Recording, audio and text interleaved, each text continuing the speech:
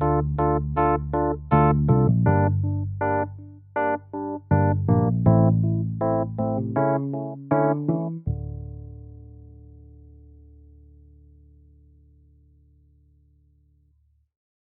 back to the What's Your One More podcast. I'm joined today with our special guest, Pro Bowl kicker Mike Hollis. Thanks for joining us today. Thank you. We're glad to have you on the show. It's going to be a fantastic show today for our guests. And, I kind of think about kicking as sometimes people say it's the loneliest person on the field, but after talking with you, I feel like that's not the case, man. You've got a lot of great stories and a lot of great input, and I'm real excited to kind of jump right into that for our audience today. Yeah, it's only lonely if you make it lonely.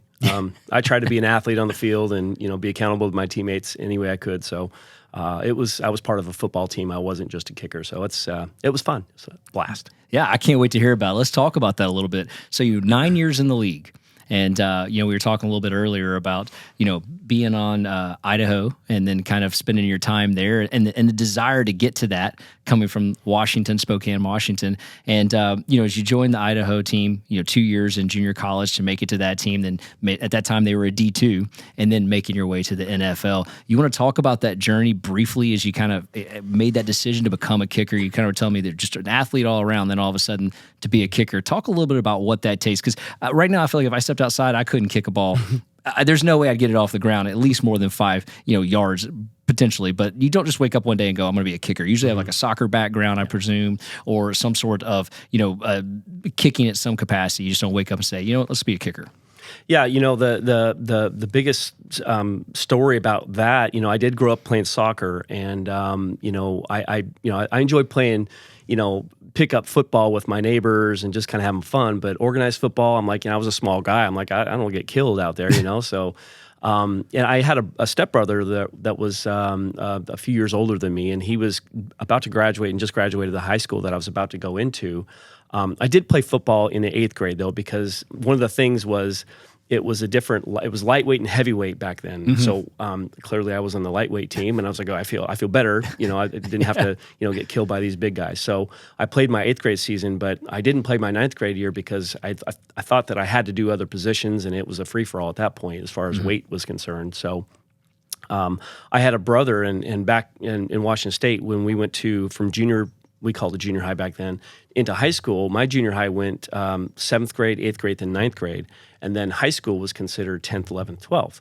So when I went in 10th grade, my brother was just graduating from that same high school at the time. And he said, hey, are you going to play football? I said, no, I'm not going to get killed out there. He goes, well, why don't you just kick? You enjoy kicking, right? I'm like, well, yeah, He goes, well, we have a guy that's on the team now that's just graduating that was just a kicker. And I said, wow, I didn't realize that was an option. I thought I had to play other positions and all that. Right. And he said, no, just try out and see how you do. And that's kind of the beginning of my career in kicking. That's how it started. So what's the transition like from soccer to kicking to football? Sometimes I see there's teams that, kicker gets hurt. It's like they start reaching like, we'll go pick up, especially on college level, we'll just go pick up a soccer player. And the transition usually works out. Mm-hmm. What is the reason behind that? Well, the soccer players typically have that, that eye to foot coordination. They've kicked a ball many times, and football is not a whole lot different than the soccer ball. It might look different, obviously, but the kicking mechanics aren't much different in a sense. But the soccer players that are placed on a football team don't really have mechanics. They're just athletic. Gotcha. And they're able to just athletically steer football through, for the most part, I guess. But, when you get into the technical side of kicking, it's an art. It's just much like golf. You want to perfect that golf swing. It's the same thing with kicking. But the difference really in soccer and kicking is that with kicking field goals and kicking off is it's pretty much the same sort of mechanics, at least the way I teach it. Whereas in soccer, you have all kinds of different kicks you do. You're kicking on the run, you bend a ball, you have knuckle a ball, you kick it low, you kick it high.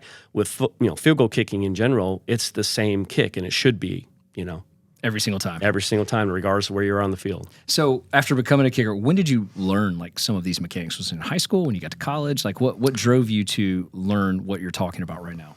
Well, I was kind of self-taught up until probably my junior year of high school, and a guy that actually played for the head coach that I was playing for at the time, his name is Jim Gaetano, and he played earlier at a different high school, but his coach was the same head coach that I was playing for. he would come out to the field occasionally, and he had just gotten cut from the Kansas City Chiefs. He was a kicker that just got into the NFL preseason training camp back in '87, a long time ago. I'm dating myself now, right? But he would come out and just work with kickers in the area and just come out and help us. And I listened a little bit, and he was I only saw him like as once much every as 11th grader would listen at that time, right? A little stubborn. Like, as soon as Jim left, I would just go and do my own stuff anyways. There's a couple things I took from him that I kind of like that. And then, I kind of got to know him a little bit better, and he helped me with, college recruiting. And then when I went off to college, he moved down to California, and I never saw him. I hadn't seen him, for at least 2 years, 2.5 years, really. I finally met up with him when he came to the University of Idaho Eastern Washington game. Eastern Washington University is right outside of Spokane.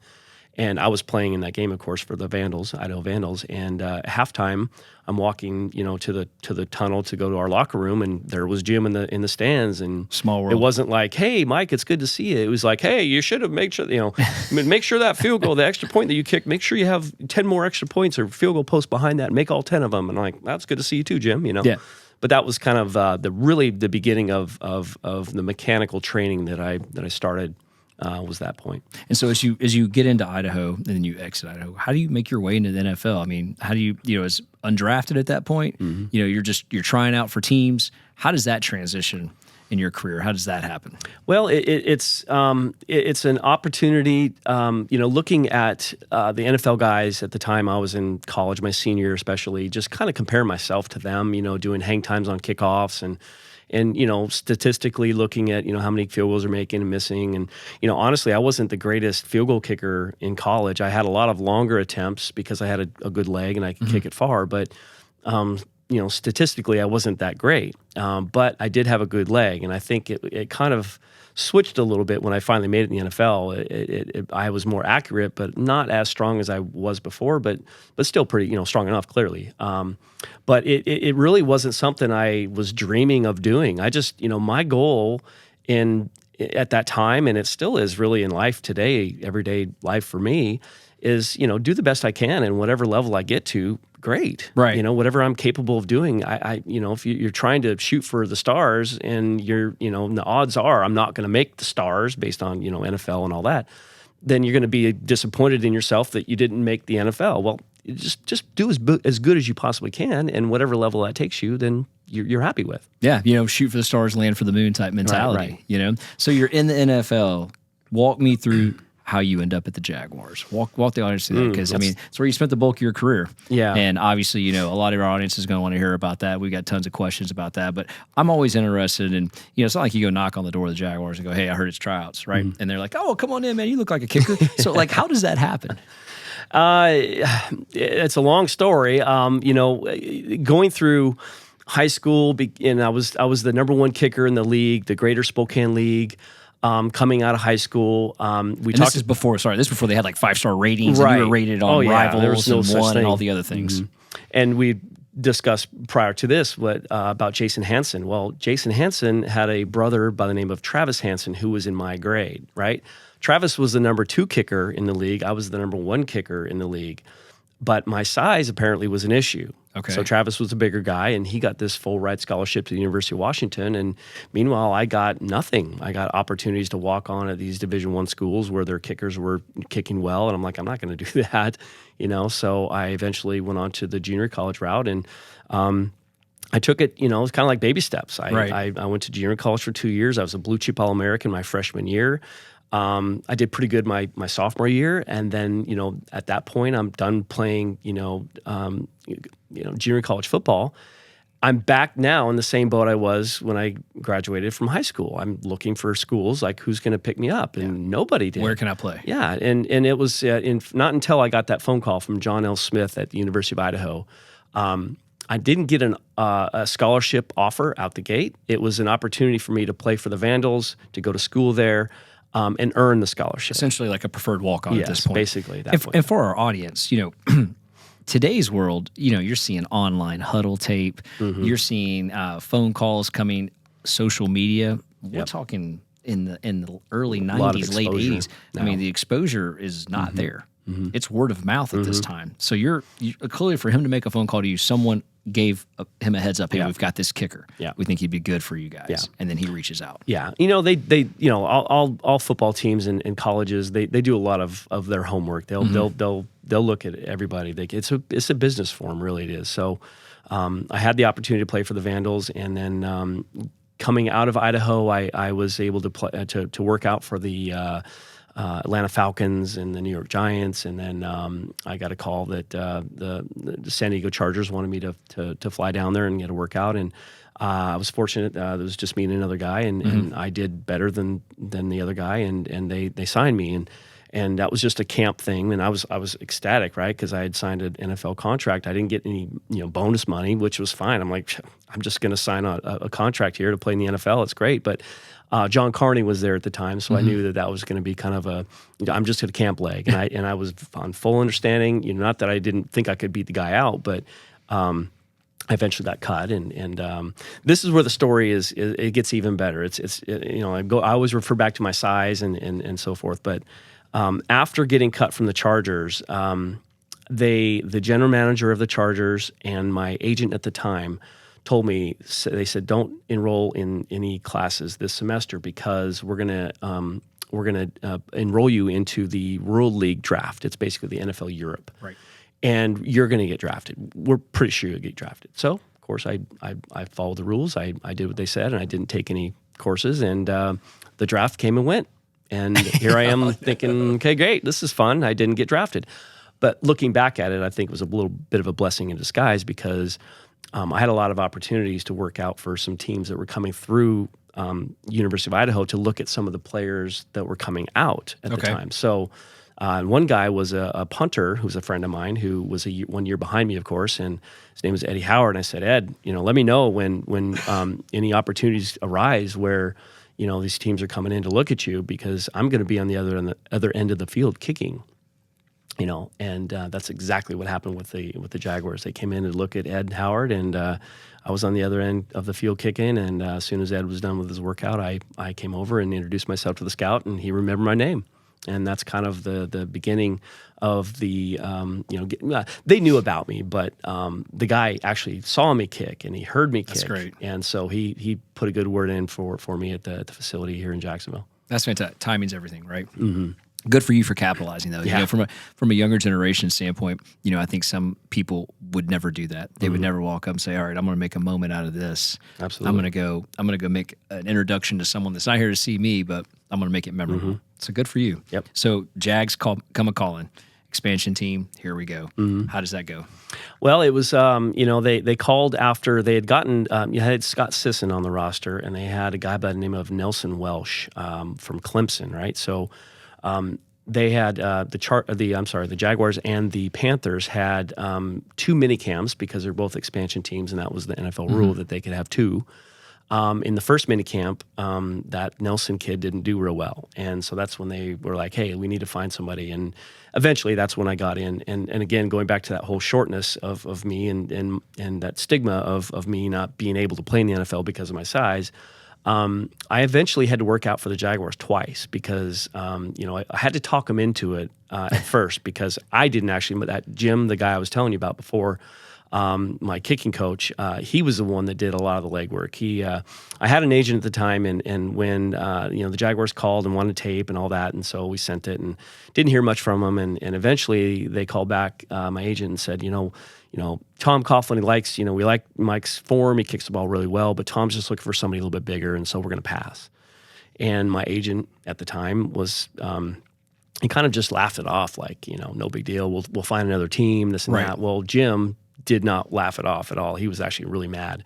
Back then, before cell phones, we were done. I was kicking with Jim that day, and I told him, I said, listen, I got a call from my agent and said that Jaguars, said that I was too short and didn't want to, go move forward with me. So. He went to the nearest payphone after we worked out and just basically let the Jaguars have it. Say, listen, you guys don't have any idea what you're talking about. Mike kicks like he's 6'2". Why would it matter what his size is? And eventually talked him into a workout in Washington State. So I met that same scout that looked at Eddie that one day in an area central Washington. We had to drive, halfway across the state to meet the guy. But I had a great workout, and even that wasn't enough to convince him, and we still had to do a lot of talking, convincing, this and that. Finally, now this is a cool story because the Chargers actually were wanting to hire me again. They wanted to bring me back for the next training camp. Well, John Carney, and if he was sitting here today, John Carney, he would tell you that the reason he did so well in '94 was because I pushed him in '94. Okay, he went to the Pro Bowl that year. So nice. The Chargers want me to go back and compete against John Carney again after going to a Pro Bowl. Odds are probably not good. I'm not going to have a chance to play there. So I wanted, obviously, to go to the Jaguars because I knew that was a better opportunity for me. It was more open, way more open than the Chargers. So I asked the general manager of the Chargers, Bobby Beathard. I said, "Listen, Bobby, I got an opportunity possibly to play with or to get signed by the Jaguars. Can you give me a couple weeks?" "Oh yeah, sure, no problem."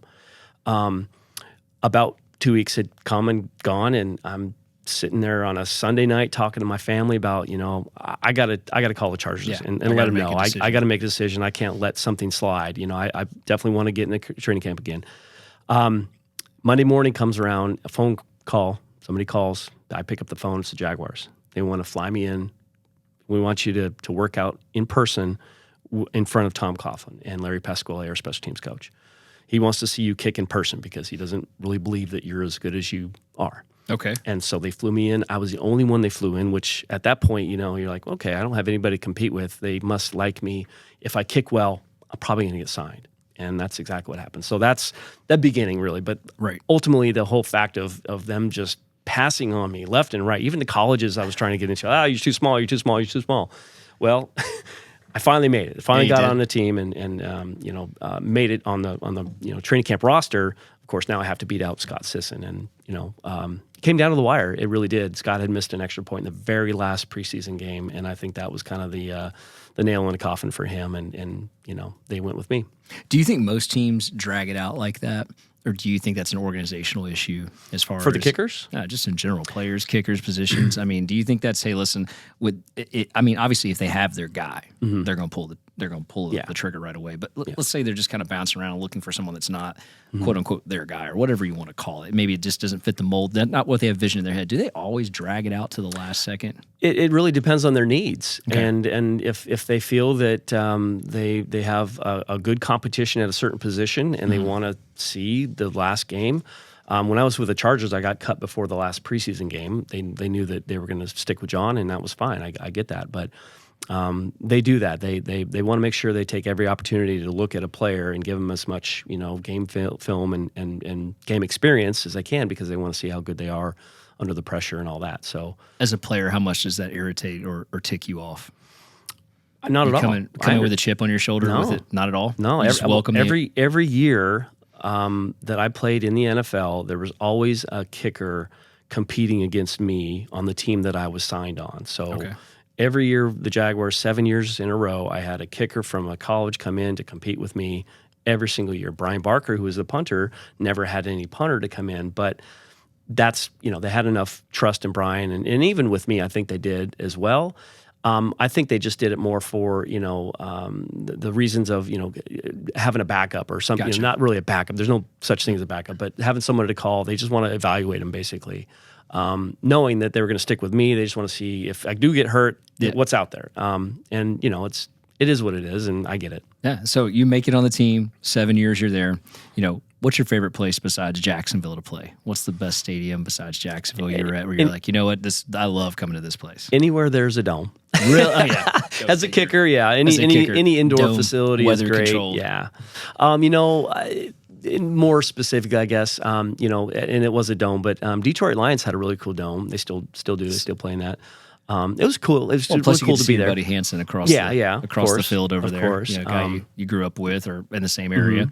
Playing in Green Bay, that was cool. That was. I was going to say, how's that? So where's some of the, you hear the horror stories about fans. We all got fans that are, this and that. Where's some of the toughest fans? Jets are bad. Raiders are probably worse. They're probably the worst. The Raiders are the worst. Yeah, they just, in the stadium that they played in when I was playing. Was that in Oakland? It was in Oakland, yeah. And the fans were pretty close to the sidelines, especially in that end zone you right can there. Hear, the end zones were horrible. They were very vulgar. they're calling your mom names, they're calling your girlfriend names, Lovely. they're saying what they're going to do Yep. to your girlfriend or your mom or your wearing the sister. shoulder pad with the spikes on Yeah. it, face painted. Yeah. It's like, oh gosh, I got to kick into this. Yeah, Yeah. but whatever. It doesn't bother me at all. Yeah, no. They try to get in your head, but you just ignore them. So 7 years with the Jags, most memorable moment. There's not really one. I would say if there's a moment, it would be the playoff run in 1996. Yeah, when we weren't expected to make the playoffs. We made the playoffs, beat the Bills, then we beat the Broncos, and then go off to the AFC Championship game in New England, played against Patriots. But yeah, that was just that whole run. The Bills game and the Broncos game were so cool. And if I were to make it a little bit more specific and go to a specific time, would be really, it wasn't even on the field. It was flying back from Denver after we beat them and listening to the pilot. And he says, hey, this is where I get goosebumps, by the way. He says, hey, guys, just got the clearance to do a flyover. I'm not sure if you guys are aware, but apparently there's about 20,000 fans in the stadium right now. Cool. The lights are on. They're waiting for you guys to come home. We're going to do a little bit of a flyover. And I said, guys, on the left-hand side of the plane, go ahead and peek out. And we're going to take a sharp left turn here, do a little circle, and you'll see. And I'm literally getting goosebumps right now. It was awesome. I'm looking over Brian's shoulder because Brian Barker was my airplane mate as far as sitting next to him. So I'm looking over and just looking down at the stadium, and you could literally see people they knew it was us. Yeah. And it was so cool. It was awesome. Then, of course, we land the plane, and we all go to the stadium. They had everything all set up for us, and they had some of the leaders, Dave Weidel's and Tony I don't know if Bracken's spoke, but Tony Baselli spoke, just to the crowd after we got back, and it was a pretty incredible experience. That's really cool. Like, I wasn't there, and I'm kind of getting goosebumps right now as you're telling that, because I can awesome. visualize exactly what you were saying. So Yeah. That's fantastic. So, I heard a story about that Broncos game, and I think I may have read it or I heard it online, that they actually thought they were Super Bowl bound. Like, they had shirts ready and everything, and you guys go in there and spoil it. I have family that lives around the Denver area, and a lot of the family members that were in the area are at the game, and they were telling me afterwards that they were selling shirts, Super Bowl bound, Denver Broncos, and we knocked them off. That's fantastic. That's fantastic. So, switching gears a little bit, when I think of kicking, the way you were talking about it pre-show, there's a science to this, and you kind of shared some things with me, and I think this is really cool for the audience to hear. So, your longest kick in game, 59 yards. 59 yards. Yeah. So, for those of us that watch football at any level, we're pretty much programmed. If you're inside that 63, between really 50 and 63, that's a mega long field goal, and the announcers build it up, of course, right? But you were telling me your longest in practice was how long? 71. Dude, I get at like 71 yards. Like, what kind of weapon? With a little asterisk next to it. Okay. So here's the play-by-play. It was at a camp in the Navajo Nation Reserve. So it's an Indian tribe reserve out in New Mexico, right? Okay. And it happens to be about 6,000 feet of elevation. So right there, you're like, oh, that's why I went 71. So yeah, you have a little bit of help, clearly. But I also had a lot of wind behind me, and I had a lot of these kids on the campus, of course, and at the field there, kind of getting me to try it, keep trying, and I just eventually made it. I was kicking these old balls that fly much better than the newer ones, of course, but so it was a little aided, but I did make it. Wow, so I mean, I guess, and that's fantastic, by the way. But do you think most kickers in the league right now can go beyond that 65 in a practice per se? I don't want to say most. I would say maybe half. Half. Some of them would struggle around 60.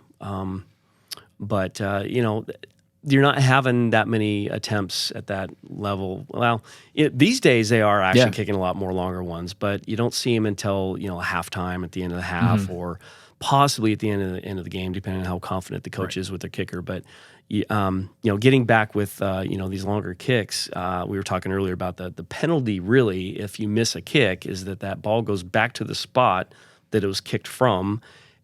in the other direction for the other team. And so if you're kicking a field goal 60 yards plus, you're already in their, territory. Right. So if you miss that 63-yarder, that ball's placed on the 47-yard line for the opposing team to go in and score 47 yards later. Yeah, so it's strategy and analytics at this point. Exactly. And I think to your point, at halftime that makes sense because there's not much time left, if any, left on the clock at the end of the game as well. So that does make sense. But to me, it just the athleticism, to get the ball from anywhere on the field, much less 60 plus yards.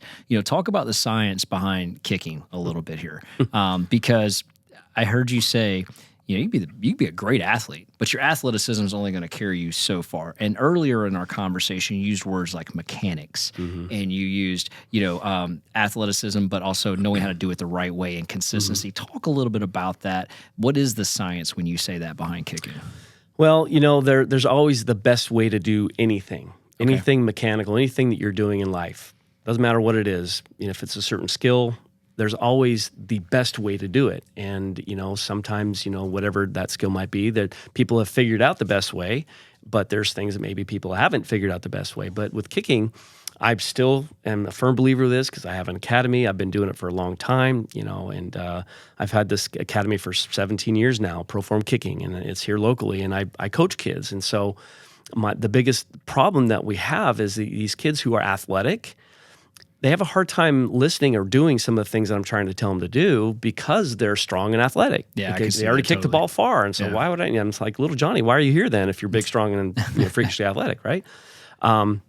But the science behind kicking in the way I teach it, and I always talk to my kids this way, and I always mention, on social media if I'm trying to promote a camp or something, or just my services, I talk about the fact that I am only 5'7" on a 5'8" on a good day if I'm stretched out real good on the inversion table or whatever the case may be. 5'8", 180 pounds when I play. Of course, I'm still around that weight. Not a very great athlete. I was above average athlete. I was a varsity soccer player in high school and varsity, football player, obviously, but I'm not an incredibly strong and freakishly athletic kid, right? And so there's got to be something to why I was able to play at the highest level of football in the world and reach the Pro Bowl. I scored more points than any player in the NFL in 1997. A lot of people don't realize that, but I was the leading scorer in the NFL, me. And I tell these kids, I say, listen, I'm not trying to press you. I'm trying to impress upon you that someone like me was able to do what I did as a very average athlete, 5'7", 180 pounds. Based on those three facts, I should have never played in the NFL, but I did. Why was that? Mechanics, because I had good mechanics. I knew what I was doing. And the kind of the nutshell of the stuff I'm teaching is all about using every bit of you as a person, as a body, as whatever you can into the kick. And so forward momentum is a very big deal with kicking in the sense that I teach it. But you think of as a soccer style kicker, how in the world would you have forward momentum when you're swinging sideways and kicking laterally because you're off to the side? Well, that's where kids don't believe what I'm teaching sometimes, in a sense, until I can actually show them. And that's why another cool thing is, I'm 50 years old today, and not today, but right now at this moment I'm 50, right? But I'm still demonstrating for these kids because I have to prove to them that I can do certain motions and certain things with the swing of my leg and my body and go forward from a lateral position and still make the ball go where it's supposed to go. And a lot of kids don't understand how that works. And it's a little bit of a challenge sometimes, and it's not easy. That's another thing too, is like these kicking coaches out there that it's a shame, it really is, that they're teaching kids to do things they're already going to do. Gotcha. So essentially they're taking little Johnny's money for doing what little Johnny's doing anyways. Little Johnny's that comfortable? Do you feel good? Oh yeah, that kick felt great. I feel really good doing it. Meanwhile, his form is terrible, but he felt really good. So let's just pat little Johnny in the back and say, good job. Right. Here's $100, or where's my $100? Whatever they charge, right? But it's the science behind kicking. Obviously, is a lot more detailed than a lot of people think. And I think we were talking pre-show about kids that are just athletic, and if they just do a bunch of athletic motions, they're just athletically steering the football through the uprights. And I see on social media, you see it a lot that these kids I always talk about, they talk about, aim small, miss small. I've heard that a million times, and I absolutely cannot stand that concept. It makes sense. I understand why you might want to think that way, but I don't like it. Because it puts a lot of pressure on someone, and it also teaches someone how to steer a football and be too worried or concerned about where the ball is supposed to go. Right. And we talked again about that. Yeah, yeah, when you kick it, you never even looked where the ball went. I don't care where it goes. I'm more focused on my mechanics, making sure that I do my mechanics properly, because ultimately my mechanics and some athleticism, clearly, don't get me wrong, but those are the things that make the ball go where they're supposed to go. And so I try to make these kids understand that it's kind of a backwards way of thinking. Usually kids who kick athletically, and most of them do, they focus on where the ball is supposed to go before they've even kicked it. And so they're kind of projecting, predicting in their mind. They're kind of steering, guiding. They're doing whatever it takes to make the ball go a certain direction. And they don't have a lot of fundamentals to fall back on, maybe if they get into a slump. Like, what are you going to focus on if you start hooking the ball? Like, is there something, if they don't have a lot of mechanics, they don't know how to fix the problem. But my point is also that if you focus on the mechanics and you do the mechanics enough and you see positive results every time you're doing the right things mechanically, then why would you have to worry about where the ball goes? Don't worry about where the end result is. I always tell this as well to kids. I said, don't be a result-driven kicker. Right. If you're result-driven, you're focusing on those uprights. You're not focusing on your mechanics at all. So you're saying focus on the process, not so much the outcome. Absolutely. Right? How many times we hear Trust your mechanics, trust your form and your technique. Let all that do the work for you. And that is also, believe it or not, my mental aspect, my mental approach to kicking. I never had a sports psychologist or someone to teach me how to be calm during a game or how to deal with pressure. I just trusted my form. That was my mental approach to kicking. Right. It's what got you here. It's what's going to get you out of it. In high school, I wore a shirt underneath my pads. It was kind of, back then you wore things, and it said, "Just kick it." That was the shirt I wore, and I've lived by that for my whole life, my whole kicking life. That's. Was that a Nike shirt that said "Just Kick It"? Yeah, I think I remember this. Yep. I think I remember this. So, silly question on my behalf, but I've always wanted to know this, and I've been around a room when people ask this question during a game.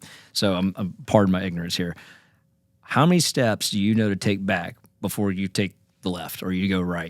What is that? What is that? 3 big steps back, and then you take how many steps to the opposite direction? It goes from that. What is the point and reasoning behind that? Okay. That's a great question. It's like an L shape almost. Yeah, it's a 90 degree. Okay. And again, that's very important because how many chances did you get when the coach calls field goal and you were on the field? Right. You get one. One. Okay. So don't you think your lineup is kind of important? Seems very Absolutely. important. Because you think about it, in common geometry, you have angles and all that. Well, you go back 3 and you said big steps, and I like that. I like big steps back and kind of big steps over because that it gives you your angle and all that. Well, you have to understand also that the further back you are from the ball, within reason, I'm not, you don't want to stretch too far and have to take 4 steps or whatever the case may be, but you're going to take 3 steps to kick a ball if you're back far enough, right? Some guys do 3 and 2, but they're not really big 3 back and really small 2 over.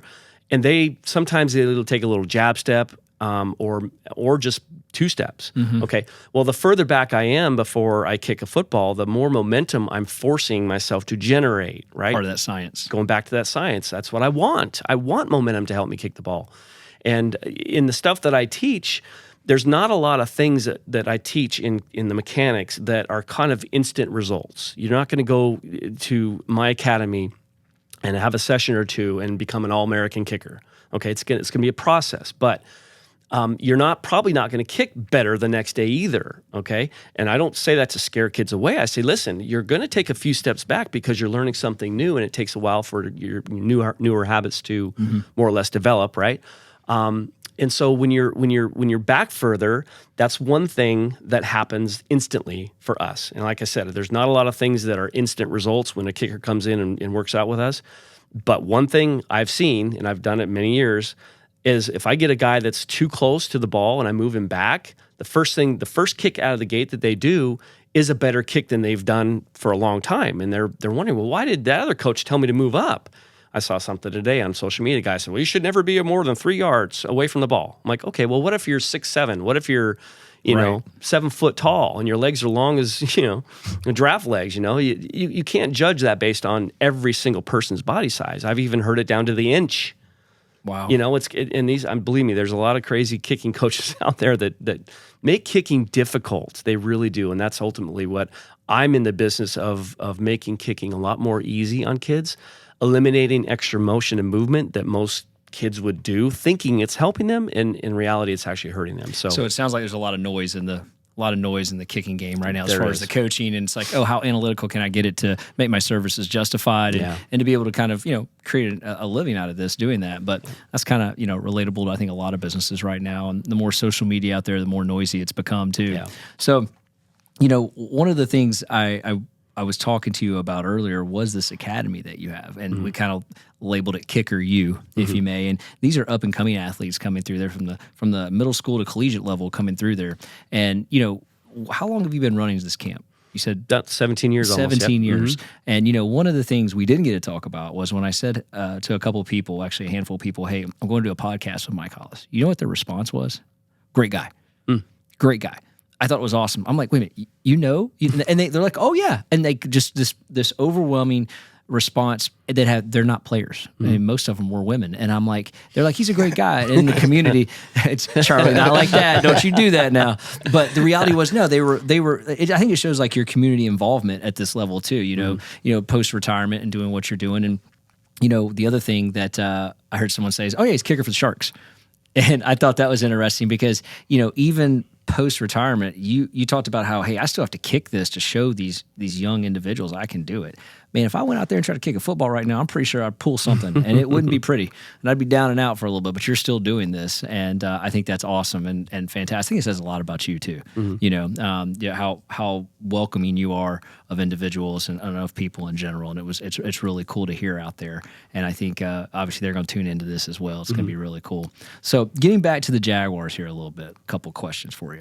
Who was your favorite player on the team? And I don't mean it like, oh, they were my favorite because they were my best friend. Like, who inspired you? It could be a coach too. Who inspired you every day? You're like, you know what? I can't let the team down, but boy, I do not want to let that person down either. If there was one guy that I could say was an inspiration to me and a mentor, would be Brian Barker. Okay. Obviously, he was the punter on the team, but he was also my holder, and so we had to be pretty tight, right? And so he gave me a lot of advice. He'd already played 5 years in the league prior to me joining the Jaguars. So he had 4 years in Kansas City, 1 year in Philly.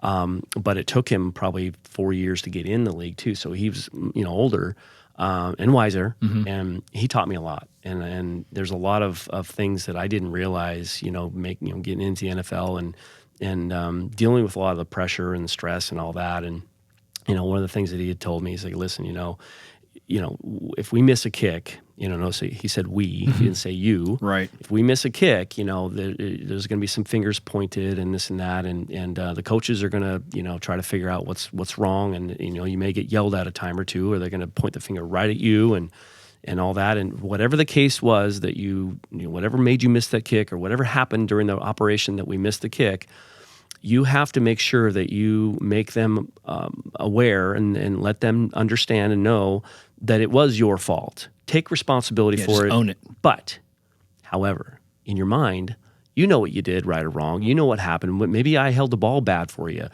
Don't say that. Take responsibility for it, and then, in your mind, you know what you did. It's not like they're going to cut you and all. Of course, I can, clearly, but right.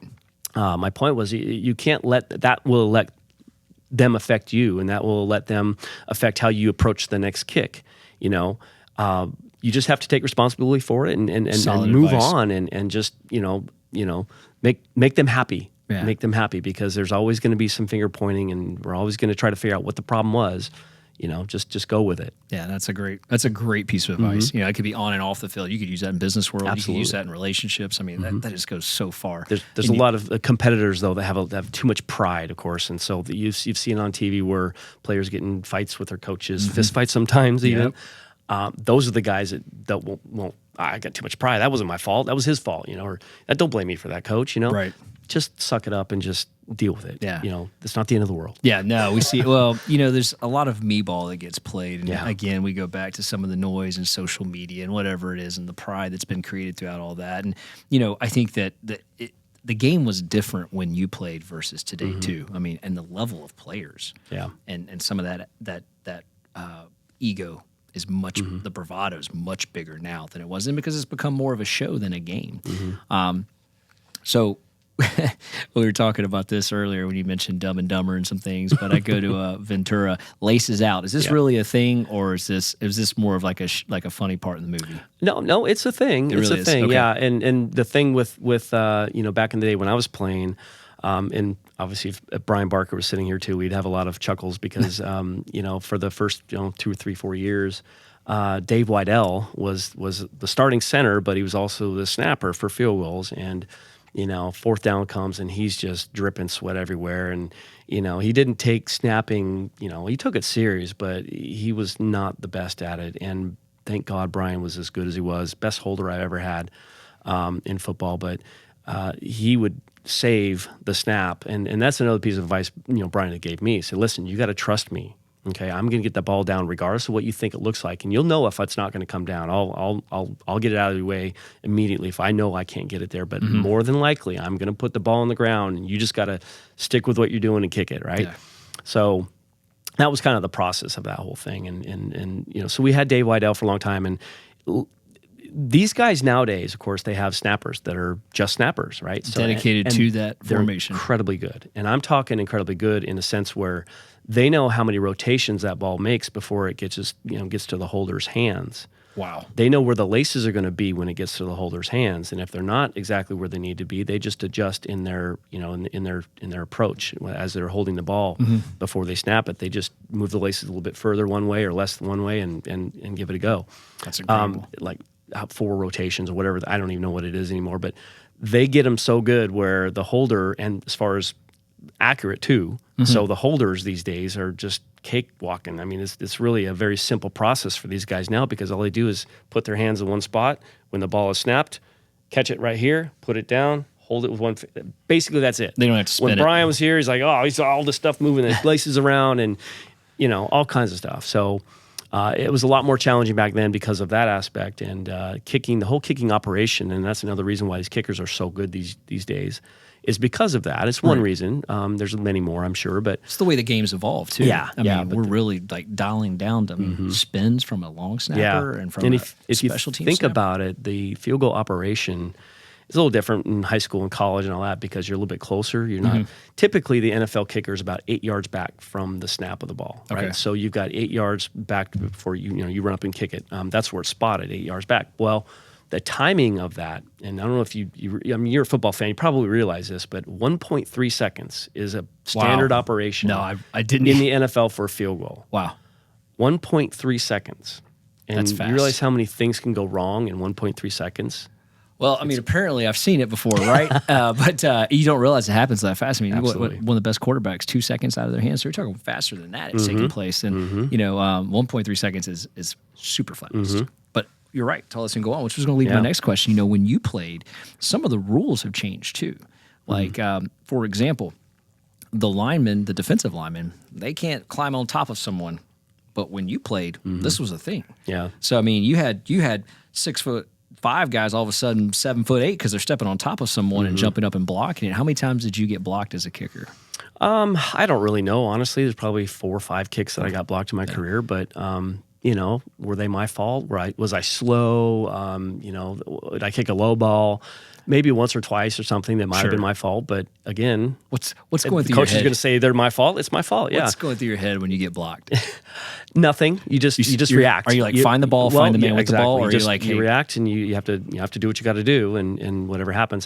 But I never had to chase anybody down. Clearly on kickoffs I did. I got credit for like 11 tackles, I think, in my NFL career. That's awesome. Herschel Walker being one of them. Oh, wow. Really? Yeah. Oh, wow. Yeah. You got Herschel Walker. Now that's Desmond something. Howard, yeah. That's even Desmond Howard. So you got some fast and big dudes, man. Yeah. Wow. But going back to your question about the field goal, the one thing that you may not realize now, but I'm sure you do, they can't put anybody head up on the center. Yeah, it can't cover up the center. The snappers are totally protected. They don't have to do anything. They don't get hit. They don't get touched. All they have to do is be wide. They have to snap the ball and get wide. And for our audience, that's a protection thing. That's why they're doing it. It's exactly, cover-up rule. So, but back when I played, all for whatever. Free for all. Free for all, yes. Dave Weidel got blasted a few times, and next thing you know, I'm looking at Tony Saragusa standing right in front of me with his hands straight up. and like, I can sense somebody was there, and of course I'm just going through the motion, kicking the ball, hoping it goes through, and that's when sometimes they get blocked. But yeah, they get blown up. They used to get blown up quite a bit, and there's a lot more protection on the snappers these days. So when it's obviously, as it gets blocked and all that's going through your mind there, one of the things I always wondered was how does that fake field goal go down? Like, obviously you practice it, you got something going, like, hey, we've got this one in the bag, we've been practicing since week 1, we haven't had to use it. Did you ever have to use one?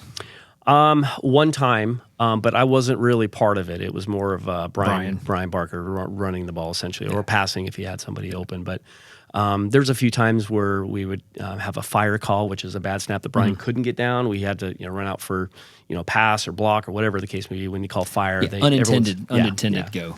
You call fire, they the ends know what to do. It's like a quick out, and I'm supposed to block first and then look for a pass second. But it happens in games, but it didn't happen very often to me. Maybe a couple times, but so the one call you guys had, how did it go? We didn't get the first down. Brian ran it and had to go out of bounds and didn't quite get the first down. But I wasn't involved. Did you ever see the LSU? I think it might have been LSU Alabama.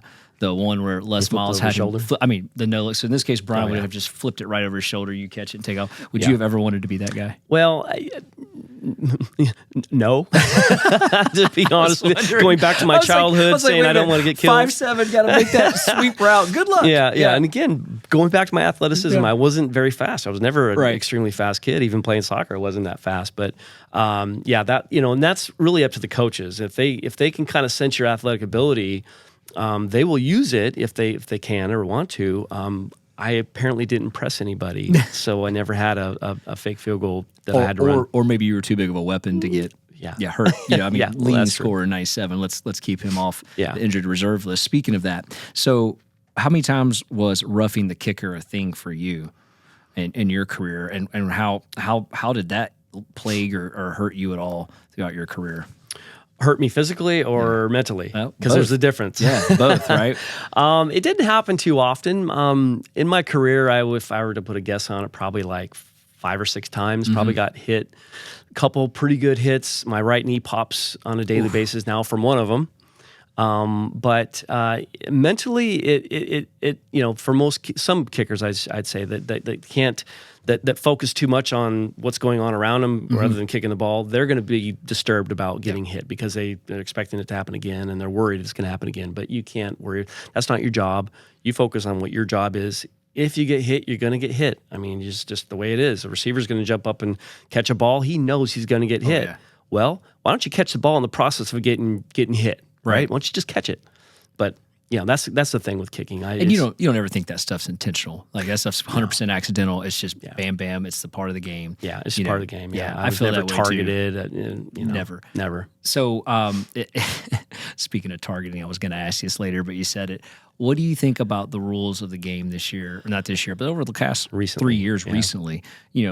When your career, you all took some hits, and I mean, there were guys that made a healthy living coming over the middle as a defender. Really hitting guys hard. And today we call that targeting. What do you think of that rule? Obviously, I think from a health perspective, we both know the answer. But what do you think about as far as the game itself and how that's kind of really dictating the pace of play in the game in general? I understand why, player safety, I get that. I really do. And the thing is that, we talked about it before, that these guys are getting so incredibly fast and strong and just big and you think about, I was just shocked when my first experience of watching Junior Seau just light up a guy in the Hall of Fame game in Canton, Ohio in 1994, my very first NFL experience as a player. I never went to an NFL game as a fan. My first NFL experience I was actually playing in. Oh, wow. So that was a side note. But anyways, watching Junior Seau just light up someone back then, and then now looking at, these hits, it's like a car crash. It's incredibly explosive. And, Tom Coughlin used to say something like, football is not a contact sport. It's a collision sport. Well put. Yeah. So, well put. With the equipment these days, the helmets are better. I don't know if they're, extremely, much better. There's always all these safety, protocols they're looking at every single year. They're looking at stats. They're looking at how many concussions guys had. They're looking at all kinds of, different issues with safety. So I understand that part of it. However, it does take a toll on the game. There are going back to the targeting rule. I've seen cases where you got a DB who apparently targeted a receiver. Well, the receiver caught the ball and then he brought his head down to meet the defensive back who got penalized for targeting. Right. It's like, no, you brought your head down on me. I didn't hit you with my head. Right. So, and now we have instant replay. Well, we've had it for a while, obviously, but you would think that they'd say, well, it looked like he dropped his head into the DB and shouldn't call this, but they don't. And I don't understand that. Yeah, it always happens defers, so fast. It always defers to the defender too, as far as the penalty and who it's going to. And nowadays, a lot of the players, they do come down with their heads and their bodies in hopes of getting that defender down so they can hurdle him. Yeah. You see a lot of that being done now. So it just leads to like a collision course that you see. And that was well put. It's not a contact sport, it's a collision sport. So, I don't remember, and so forgive me for this, but was icing the kicker a thing when you played? I mean, it was like, oh, I'm going to call a timeout. I'm going to call 2 timeouts. I'm going to let you kick it and call the timeout. It still is, yeah. Yeah, I mean, still is. But when you did this, was this something that was like real prevalent, or was it like one set of coaches that were like, no, we're just going to do this? You never knew. Some coaches, I actually missed a kick because Brian had actually said it on the way out, we're running on the field to kick the field goal, and he says, they're probably going to call a timeout, so just beware of that. So in my mind, I'm thinking, oh, yeah, they're going to call a timeout. So when Brian raises his hand, here comes the ball. I'm like, oh, he didn't call a timeout. And I freaked out and I missed the kick. So mentally, I wasn't ready for that situation. That was my fault. I should have never done that. I should have and that was early on in my career. So I definitely learned from that experience. But icing the kicker really is it kind of sucks. Yeah. But for me, it was more of just, it's a routine. So when the ball crosses the 50 and your offense has the ball and I'm getting ready, I'm kicking a couple into the net and getting ready, knowing that, if we get around the 40, whatever, that I could be going out and, kicking a field goal. So I'm getting ready. Well, so once you're ready and you see it's 3rd down and it's 3rd and 8 and we get, 6 yards and it's 4th and 2, you're about to go out there, and that's a process. So coach calls field goal. You run out there, it's, without, not necessarily the timeout part of it, it's a routine. Okay, so you go out there, it's a certain time, you get your spot, you line up, and ball snapped, you kick it, you can run off the field. Well, when the timeout happens, that just puts a pause on the routine. Most kickers stay on the field, they're like, oh, good, I can check my plant spot. You don't have time to do that in a game, and sometimes I might have stayed back on the field and kind of checked out the field, depending on how bad it was, but pretty much every single time, I would run off to the sideline. When the team called timeout, I'd run off. And I would, I wouldn't have time to kick another ball into the net, but I'd maybe take a sip of water, and I would tell my coach, hey, listen, call field goal again. Get me into the routine. So, when the mentally time was repped out, when the time was right, when he figured it was time, field goal, field goal, field goal. So I run on the field, acting as if though nothing's happened, and back to the same routine. Yep. So I always wondered that, and I always wondered another thing, and I'm sure as a kicker, it definitely happened, the trash talking. So it might not be one person, it might be a couple people, but who was the worst? And the worst being defined is, man, you just won't stop. Like, who was the motor mouth and not the motor engine out there on the field? Well, I'm going to disappoint you here because I didn't have much of that. Really? As a kicker, because it definitely happens during the game. I mean, if you've watched Hard Knocks, I'm sure you have, or you hear them mic up people, it definitely happens. But on special teams, no one's talking. Yeah, and honestly, if it did, I didn't hear it. Okay. Occasionally, I heard some. I know there was somebody from the Seahawks at one point, and I think he grew up in the Northwest. And I should remember his name, but he would talk a little bit occasionally here and there. But I don't. There was a guy by the name of Clyde Simmons who played for us, but he was on other teams. He didn't do it. I don't think I ever played against him, as far as I know. But when he was with us in our field goal block period, or our field goal protection period, I should say, he would be on the field goal defense or field goal block team, and he would be jawing at me, but he's a nice guy. He's the nicest guy in the world, and he'd be saying things, just in practice and all that. But it's all fun, but, I've had in practice socks thrown at me, like balled up socks, and just different things throwing at me, as I'm kicking. So it's all about preparation, and just you clearly you have to ignore that as much as you can and just focus on your job. And it's really not a big deal. You do get heckled on the sideline, though. I can tell you that from the fans. From the fans, yes, exactly. And the mistake is, if you acknowledge it, if you acknowledge it, they got you, and they know that you hurt them, and they know. I mean, do it all the time. They know these guys hear, them. I hear what's going on, what's being said. If I miss a kick or something and they're just John, I'm just, whatever. I can't turn around and acknowledge him because I'm going to get it even worse. Well, and even in the 90s, before cell phones were just, everybody had one. If you ever thought, like, if you didn't have your name on the back of your jersey, it's like they wouldn't know my full name to heckle me like that. Now they'd look it up. But it's kind of weird. Like, I feel like if someone said my name, like, hey, Q, I'm programmed to turn around and look at them. I don't know how you guys do that from the sidelines. I'm sure it's happened so much. But we had a guy by the name of Jeff Novak who was playing with us for a long time. And somebody, I can't remember where we were at, but heckled Jeff. And Jeff finally turned around and goes, hey, I don't bother you when you're at McDonald's flipping your burgers in the back there. I don't go and bother you. I don't step in the back of the kitchen and tell you flipped the burger wrong. I don't do that. And just everyone's cracking up, but that's just kind of the thing you get. It's fun. It's fun. So and then it crosses a line, like what happened on Sunday night, right? Devontae Adams, right? So you're seeing more of that today than you are anytime you played. I mean, I don't ever recall watching grown men go after another grown man after a game, but now between the Patrick Mahomes incident and now the Devontae Adams incident, like, this is the thing. And do you attribute that to maybe the fans having too much access to the players or feeling too much part of the game, or do you contribute that to the players not keeping a level head? I attribute it to the players not staying cool. You got to stay cool. You cannot let that stuff bother you. And again, I've always said ever since, I'm getting not political here, but more in the deeper side of just life in general. I've always said that when parents were now at the point getting disciplined or arrested or child abuse for spanking their children, I said that was the beginning of the end with regards to the kind of kids that are growing up these days. You can't discipline your kids in a way that gets their attention. You're done if the kid takes advantage of it. Now, again, there's these kids that were millennials are now grown up and now playing football at the highest level, and there is some entitlement. And I think it started all around the time when you couldn't discipline your child. And again, it's call it what you want, but I'm telling you, we look back in when I was growing up and the things, I was deathly afraid of my mother. If I got in trouble, she'd just look at me. I'm like, oh God, I'm dead. So, and yeah. You have two excellent children, though. Yes, I know. Like, literally the sweetest kids ever. So I just want to make sure everybody knows that, like, you are an awesome father.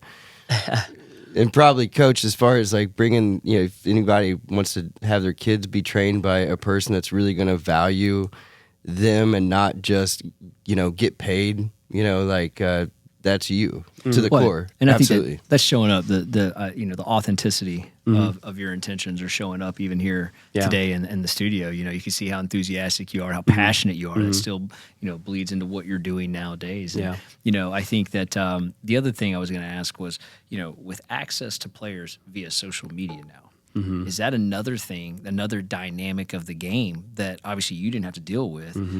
Would you have welcomed that, or would you have just been glad to not have to deal with that? I probably wouldn't want it. I would probably have not a problem. I think the problem would come from friends and family that would say, hey, did you see that post that guy totally ripped on you? Like, no, I didn't see it. Well, man, you got to look at it because, no, I don't want to look at it. Right. I don't care, But, because that was back when I think blogging was a thing back right at the end of my, football career. People were blogging and stuff like that. And you get into these blogs where they talk about sports and, teams and specific players. And I remember when I was going to Buffalo, I think some people were upset because Shane Graham was a kicker there. And if you look at Shane Graham's stats, back then he was in, I think it was 2001 was when he played for the Bills, and he was actually pretty good. And people were upset that the Bills had picked me up because they thought, well, Shane Graham was good. And I think his girlfriend at the time or somebody had said something in a blog. My mom said, "Oh my gosh, did you see what they said about?" I'm like, "No, Mom, why? Why? I don't want to. I don't care. But because it's a business and things like that happen. I'm sorry. It's something that I'm doing. It's just I took the opportunity that's best for me, and it is what it is. So with regards to kids these days, and I say kids because these NFL players, some of them are kids. Sure. I have a 27-year-old son, And I'm thinking, where was I at 20? I was playing football at the highest level of football in the world at the age of 27. And I couldn't imagine my son at that level playing a sport. It would be weird. Obviously, if he progressed into that and he was playing or surfing, whatever, he's a big surfer. I would, but now, like right now, if I were just to think about him being at that high level, it'd be tough. I'd be very stressed myself. So you were telling me earlier, aside from the Jacksonville Jaguars, what was one of the most impressive players that you got to watch play the game? And I loved this answer, by the way. I did not expect it, but I absolutely thought it was awesome. Well, I just, going back to my mindset of me being a short guy and just kind of, having some personal experience, and this is back in high school, in the NFL, of course, being hit or whatever, and like, man, these guys are big, and they didn't take much to, for someone to just knock me off my feet and just knock me out. A guy like Barry Sanders, who was about my same height, I might have been just a hair taller than him.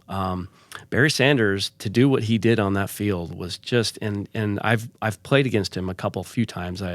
As a Detroit Lion a couple times, and also in the Pro Bowl when I was there and playing for the AFC team. He was the running back for the NFC team, and one of them at least. But just watching him play, it was just making fools out of guys. That's so cool. I would have loved to watch him live. Obviously, I remember watching him on TV, mainly on the Thanksgiving Day dinner. When it was before broadcasting was everywhere, but that was the game you always got to see him on Thanksgiving Day. Oh yeah, it was always Detroit versus something like the Vikings or Green Bay or something of that nature. But always what an amazing athlete. So when you said that, I was kind of floored. I was like, whoa. And then you mentioned that you had bumped into him later on. Yeah. I saw him at a draft party in Vegas, and I had to, kind of remind him who I was, and again, I'd share some stories. And he kind of just like, And then I mentioned that Jason Hanson, because he knew who Jason Hanson was. Clearly, he was a kicker for a long time.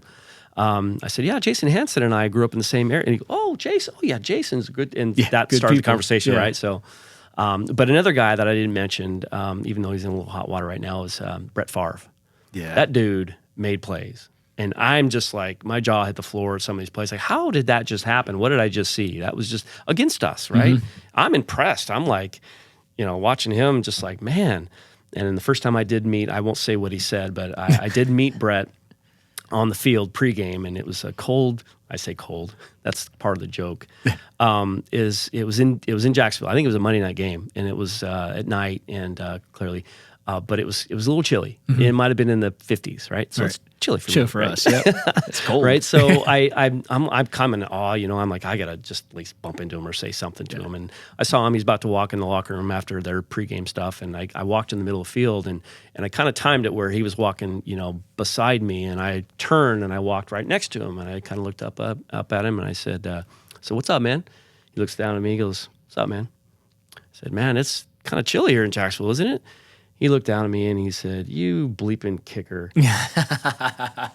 And I'm just like, I was like, oh my God, that's awesome. I loved it. I loved it. I'm going to hold on to that one for a little bit. Oh, that's great. He left you a really funny voice or that video message for your birthday. Yeah, he did. Yeah. What did he call you, Money Mike? I guess everybody calls you. Yeah, he didn't know Money Mike because he wasn't a teammate of mine, but he did. My fiance now, but my girlfriend at the time, did this really awesome 50th birthday party for me, and she had a lot of my former teammates that I played with that I would talk about that I was friends with. She reached out to them and had them do a little testimony, like a little video, like a happy birthday video. Man. Yeah. Well, she also did that with Brett Favre because she knew the story I just told you guys, and so she reached out to him on I think it was whatever those things are. Those services where people were doing stuff during COVID. Yeah, they would say so. And Cameo, something like that. That's what it was. Yeah. And he actually responded and obviously and he's like, I'm not really sure what I said to you, and if I said what your girlfriend says that I said, I do apologize. I don't know if you were offended by that, but he was just going full apology mode. I'm like, no, that was great. It's like you're Brett Favre. Who cares? Yeah. But it was good. It was a good story. People got a lot of chuckles out of it. But. So Money Mike, tell me that. I'm pretty sure I know what that means, but I think Aaron Beasley came up with that. Little line that was a little bit of a nickname, and it's because I was making kicks, and that was kind of the thing, and it was a little $sign thing, just kind of like cool. money, even Brunell was doing it sometimes when I come off the field, he'd be like, but yeah, that was cool. When I was in training camp, trying to make the team in Jacksonville, in my first mini camp at the end of the last practice, Sunday afternoon, evening, whatever it was, we ended the camp with field goal competition. So it's me and Scott Sisson kicking against each other, not kicking each other, but kicking against each other, right? And for whatever reason, I know why clearly, and you'll know why when I tell you, but I started to get some of the players were starting to chant when I was kicking. Oh, They yeah. were chanting tattoo, Okay. tattoo, tattoo, tattoo. Let's go from the old show, like the small guy, Well, that's I tell you what, it's cool to hear stories from the inside of the organization and how things are going, and obviously you see this bond, you see it right now, and you had some wonderful times there in the NFL. But let's talk a little post NFL. You've made your way out of the NFL. Injury is what kind of took you away from the Giants. Camp got cut. Yep. Ironically, Coughlin was there at the Giants when that happened. And so you made your way to the NFL. Next step in life, you literally get recovered, you get healed up, and then you're 40 years old. You're still kicking. You're still playing at a high level. I mean, it's not the highest level, but you're still kicking post-injury. Most people, take the money, run, retire. You say, no, I'm just going to keep doing this and stay in shape. What's the driving force behind saying, I'm going to keep doing this? Because clearly you don't have to, but you're choosing to do it, and you're doing it still at a very high level. What was the intentions behind that? Well, as far as kicking, I think that I was kicking to, for my academy to demonstrate for just my to clients. Kind of show yeah, that was more. Of it, just kind of showing the mechanics work. And of course, when I'm able to do what I'm doing at the age of 50, you would think, well, that's that's impressive. Whatever. No, it's just that I stuck with the form and the technique, and I trust it, and I keep doing it. And the technique that I teach is not hard to do once you can do it. Right. The road to that level of being able to do it is a little challenging for some kids, but for the most part, it was just very easy, like riding a bike. That's fantastic. I don't know many careers that people retire, they get out of, and like, I'm just going to go, I'm going to take maybe a year off, get healed up, and then I'm going to go do it just to show people around me I can do it. I think most people, they retire, they're like, that's the whole point of retiring, is to be done with it, not to keep going and doing it over and over again. But believe me, I did have that period of time where I'm like, man, I don't want to see a weight room again in my life, because it was just like draining and all that. But here's the thing: is I when I retired, I stopped working out and stopped doing some stuff for a little while, and I was taking care of some other stuff. And my back, I've had 4 back surgeries. My whole career, my NFL career, and my last surgery was like in 2004, so it was a long time ago. But my point is, after the Giants, after I left the Giants, that I just wanted to feel what it was like to not have to work out all the time. So I took some time off, and it was nice. But I started to realize it was a little bit, it bothered my back. My back started hurting more when I stopped working out. Like after a couple of weeks after not working out, my back was kind of bothering me. I'm like, wow, this is strange. So I started working out again, and it bothered me even more. And I'm thinking, okay, I can't have this problem with my back. I don't want to be one of those guys that just is, walking around with a cane at the age of 50 or whatever. But I knew that based on previous life experiences, that based on having to stay in shape and healing, the healing process, and kind of that maintenance of your physical being, there is a point where if you stop taking care of yourself, other things are going to start hurting, right? Yeah. And mentally and all that. You're going to gain weight. Your knees are going to start bothering you because you're heavier, or whatever the case may be. Which has happened to a lot of offensive linemen who get bigger after they stop playing. Their knees become bad. Yeah. So my point is, though, that I knew that being in shape would be better for my back, even though I knew my back was bothering me even more when I started to work out again. But that was that hump that I had to get over. So once I got over that hump and realized that, I just need to stay in shape. I just need to stay active, and that's going to help my back more than anything. And that's what I've been doing for the last. So it's not as much for your years. students. Excuse me. It's not so much just the students proving you can do it. It's also about your health. Absolutely, yeah. So, final question here. I'll wrap up. How excited were you to see Tony Baselli finally get put into the Hall of Fame? It's about time. I mean, he deserves it. A lot of guys say, "Oh, I only played 7 seasons or whatever it was," but during those 7 seasons, the man was unstoppable. He was very good. One of the best athletes in general that I've witnessed. As big as he is, and I used to run against him just in practice doing our sprints or whatever. And man, this big old Baselli's right next to me, and I'm just like, man, how is he sticking with me? And it's just incredible. And his footwork was just then you were talking about the levels of going into, from high school to college at the NFL. The guys in college were still pretty big, right? So I went from, junior college to Division I AA school. And then, the guys are big. Speed-wise, yeah, I'm kind of impressed. Pretty big guys and pretty fast, right? Right. You go to the NFL, and the guys aren't much bigger, to be honest with you, maybe a little bit, but they're incredibly fast. And that's where you kind of hear the speed of the game is just incredible. That's what they refer to when the announcers that I noticed, say that the rookies got to get used to the speed of the game. That's what you're talking about. That's what I'm talking about. Yeah. And when you got linebackers going as fast as a running back. Oh yeah, yeah. That's a challenge. That's what I'm saying. Even nowadays, these guys are just incredibly athletic and just unbelievable. And a guy like Tony, just his mechanics and his foot speed and his footwork and I think his shoulder was the reason he had to retire, but he was a stud, and I'm happy that he's in the Hall of Fame now. We got a Jaguar there. That's what I was going to ask. Is it just as much to say that right there? Yeah. We finally got a Jaguar in the Hall of Fame there, and to know there's a teammate probably makes it that much sweeter as well. Yeah, and we just had our Legends weekend just last weekend. Yeah, I see that shirt there. That's a really cool shirt there. That's super cool. Yeah, so it was good to see him again, and his locker was right next to mine, so. I saw a lot of Tony, and especially after the games, I couldn't even reach my locker because all the reporters were standing around Tony and just taking up the entire space. So I have to wait. And Tony, hurry up, wrap it up here, would you? Say all you need to say there. Yeah. Yeah. Well, I'm sure there's many times you had reporters around you, especially after those kicks in the playoffs and things you did in Buffalo and all the wonderful things that you've done, Pro Bowl year, being the leading scorer. I mean, the list went on and on. Yeah. You really had one hell of a career while you were there. And, I appreciate you taking time today to come to the show, share some of your philosophy. And as we kind of move towards the end of the show, one of the things that you and I talked about pre-show that I think is just extremely relevant, the game of football is 4 quarters.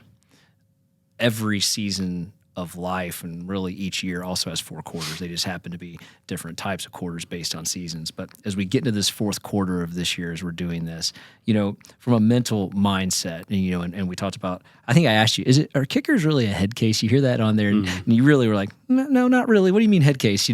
But very focused is what I would say, based on your answer you shared with me. Extremely focused, regimented.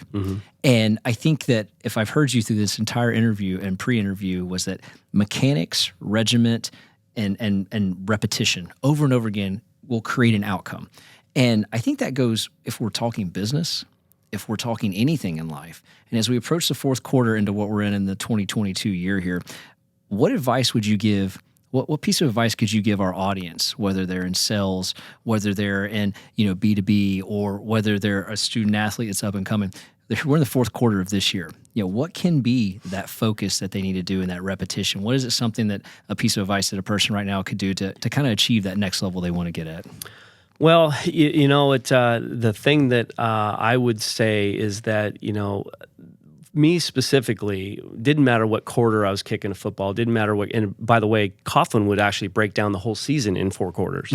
So it's kind of a theme, right? Okay. So it's good because you go 4 games at a time, then okay, we got a new season, next quarter, 4 games, So ultimately for me as a kicker and the experience that I've had in my kicking career is that I wouldn't change a thing. I wouldn't try harder. I wouldn't put more pressure on myself. I don't know if that's hard for you to hear. Right. You want your employees to, try harder, to meet the quota or whatever the case may be. Yes, there's pressure, but you have to space out some things and you have to understand what you're in for. You have to predict. You have to know where you should be in the 4th quarter.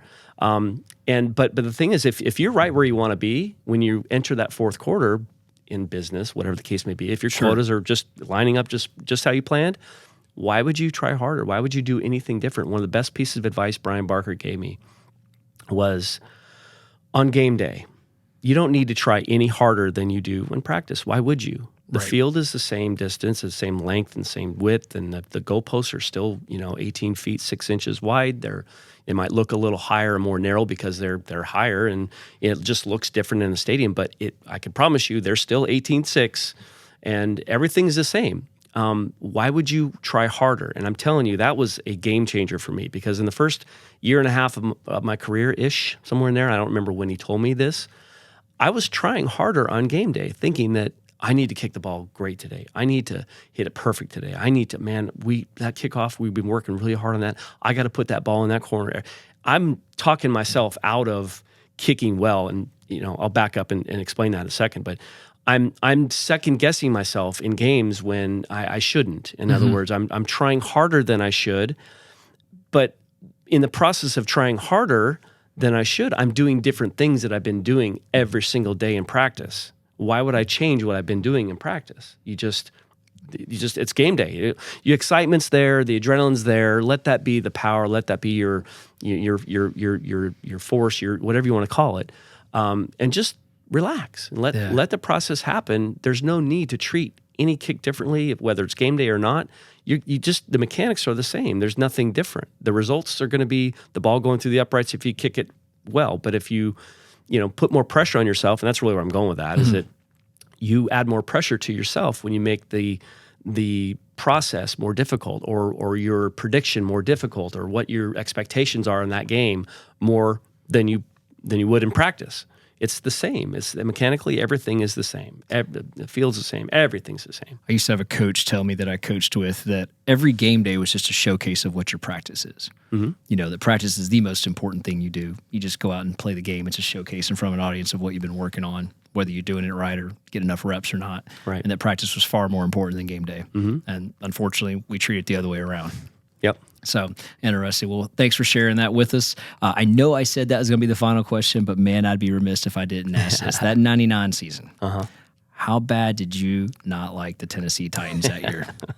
That was a tough season. Was that for a tough us. one? Yeah, that was tough. Yeah. Of the 3 games that we lost in the total season, playoffs and all the Tennessee Titans, all one team. They had our number. They just knew how to beat us, and kudos to them for doing it. But I was a little disappointed that I think it was a Music City Miracle that happened. The Buffalo game that put them in wild card, wasn't it? Yeah. Had that play not happen and Buffalo went in, I think we would have gone to the Super Bowl, because I think we could have beat the Bills. Right. We were 14-2 that season, and we were very good. Clearly, the only team that beat us was one team, the Titans, right? But I'm telling you, I think that if that Music City Miracle thing didn't happen, that play, I think we would have gone to the Super Bowl that year. Yeah. Well, you know what? Shame on them. So shame on them and the Music City Miracle. Like what came with it there. We'd have loved to have you guys in the Super Bowl. But more importantly, thanks for being here today. Really appreciate it. Absolutely. Just a great time getting to hear your story and your philosophy and the mechanics, and just can't thank you enough, and really appreciate it. And again, your enthusiasm is contagious. I appreciate that and doing what you're doing, and makes me want to be able to continue doing what I'm doing at a high level, no matter what gets thrown at me there. So thank you again for your time. I appreciate it. My pleasure. And guys, if you like what you hear, go to our YouTube page, subscribe, smash up the like button. Please leave comments. Check us out on IG, TikTok, Twitter, and Facebook. If you guys want to hear more about Mike's Kicking Academy, Mike, go ahead. Would you mind sharing some information with the audience? Yeah, the academy is called Proform Kicking Academy. It's proformkicking.com. That's my handle pretty much on all the social medias, Proform Kicking. But yeah, and you can Google my name. That's the best thing to do. I tell parents to do that all the time. Just Google my name. Just Google Mike Hollis.